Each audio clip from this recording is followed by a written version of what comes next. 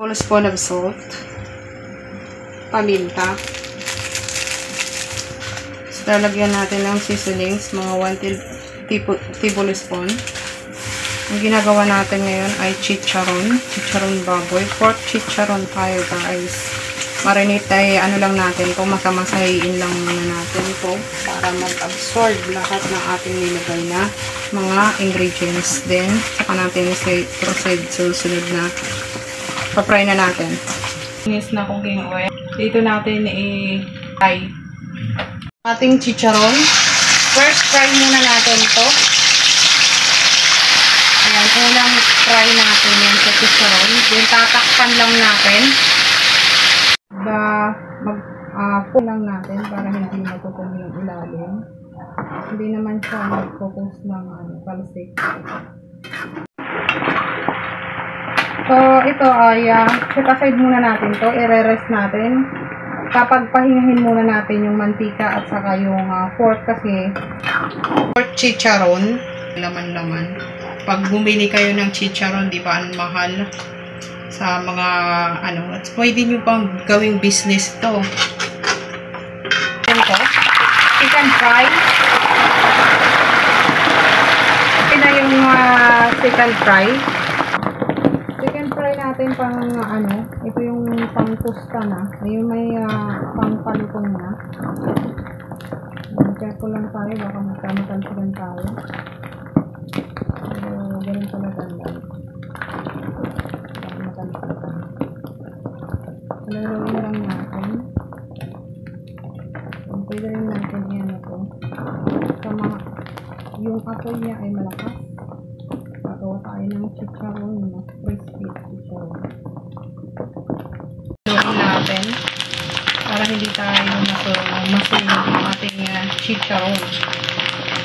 Napapansin na natin ay nag-iiba na yung kanyang kulay. Ito yung second fry. Para maging crispy na yung ating ginagawang chicharon. So, nakikita na natin, iba na yung kanyang patungo na sa totoong chicharon. Kaya lang natin ito kaluhaluin para hindi siya masulog. Kasi guys, madali lang gumawa ng chicharon at pwede rin natin gawing business.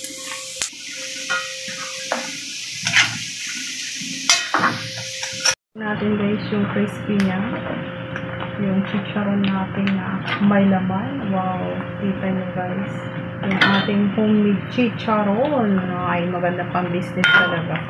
Patok to sa mga estudyante na nagtitipid ng ulam. Lagyan lang to ng ketchup or Mang Tomas. Nako, ulam na. So already done na yung ating chicharon. Set aside na natin to. Ayan na muna. Wow! Lutong. Chicharong may laman. Wow! Ang lutong. The truth is, may chicharon na tayo ngayon, guys. Ayan na yung ating chicharon. Ready to serve na yan. Chicharon with sauce. Crispy?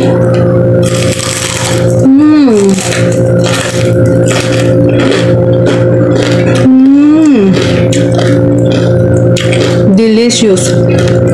At nakuha ko yung special chicharon na sikat na bibili sa Bulacan. Wow, may laman.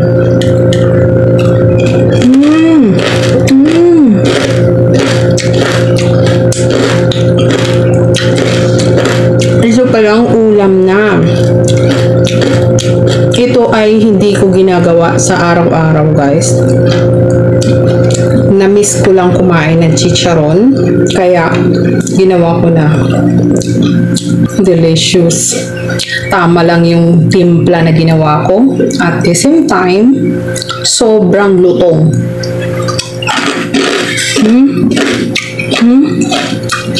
Mura lang to nabibili yung balat, guys. Pwede nyong gawing business. Kung naghahatid kayo ng mga anak niyo sa school, yung mga nanay na naghahabang din doon, pwede niyong gawing mga suki yun.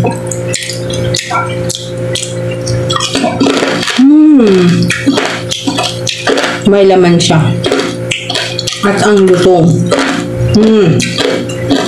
Delicious.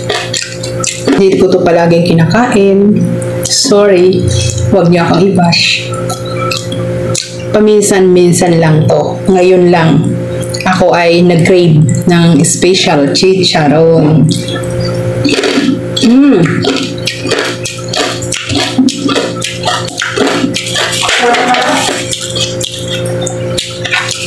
Delicious chicharon in the house.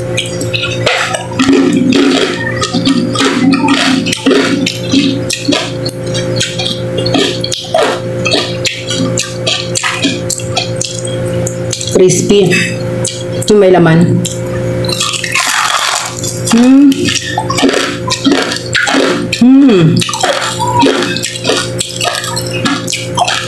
Chicharon.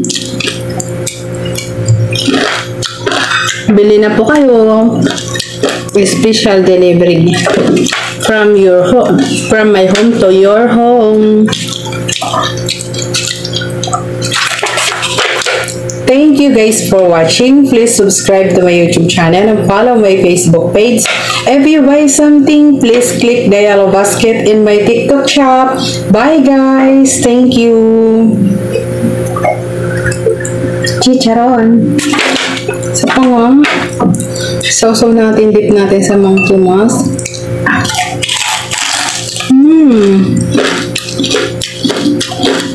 Yum.